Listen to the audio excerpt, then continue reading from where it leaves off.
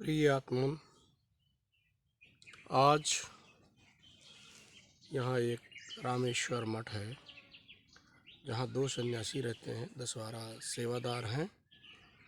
एक शिव मंदिर है, बहुत अच्छी जगह है। उनके बीच में आया, इतना बढ़िया सुरम्य स्थान सोचा भी नहीं था कि होगा। चारों तरफ जंगल की हरियाली है। एक ऊंचे जंगल की तलहटी में बसा हुआ ये सुरम्य आश्रम है। इतने पशु पक्षी, खासकर पक्षियों का कलरव आज की डेट में तो नहीं मिलता। यदि आज ही ऐसा आश्रम है तो आज से हजारों साल पहले आश्रम कालीन में कितना बढ़िया आश्रम रहा होगा, होते रहे होंगे। इतनी सुरम्य, इतनी पक्षियों की चहचहाहट कर्णप्रिय बना देती है। आज चर्चा का विषय जो सोचा आपसे बताऊं वो है मन का बोझ। हम बोझ किसे कहते हैं? बोझ सिर में होता है कि मन में होता है कि शरीर में होता है? इस बात पर थोड़ा सा प्रकाश डालेंगे। उसके पहले एक ऋषि की कहानी सुनाते हैं।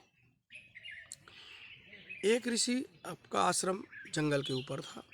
वो जंगल के ऊपर जा रहे थे और ने क्या देखा, एक 10-11 साल की कन्या अपने एक भाई को, 6-7 साल के भाई को अपनी गोदी में लिए हुए ऊपर की तरफ चढ़ रही है। ऋषि चलते चलते जब उस कन्या के पास में आए तो बोलते हैं कि बेटा, ये भाई तो तेरे को बड़ा बोझ लग रहा होगा, शरीर से उतार दे, थोड़ा पैदल चल जाए।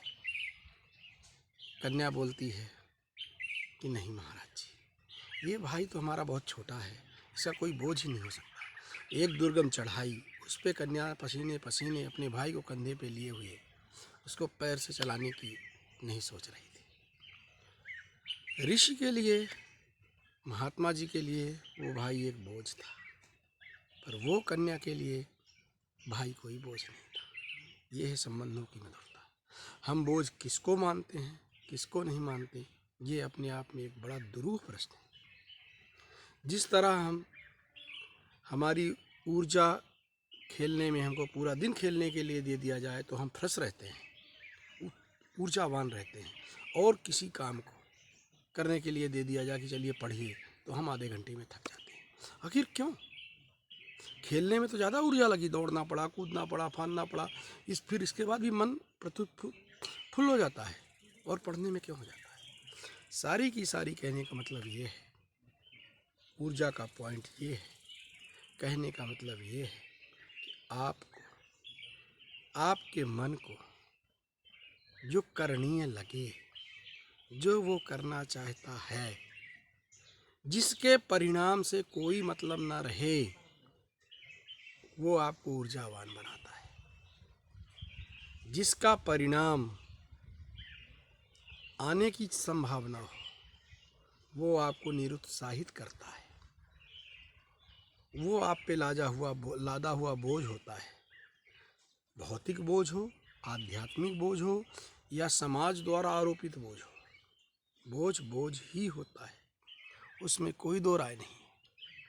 जिस तरह उस बच्ची का मन उस भाई के वजन मानने को तैयार नहीं है, उसी तरह यदि हम अपने नैतिक जीवन में अपने करणीय कर्तव्यों को, जिनको मुझे करना है, उनको मन के अंदर मान लें तो वो भी बोझ नहीं लगेगा। इसलिए बोझ कुछ नहीं होता है, बोझ मन में मानने की वस्तुएं हैं। बहुत सारी चीज़ें होती हैं जिनको आप ज़िंदगी भर ढोते हो, परिणाम कुछ नहीं होता।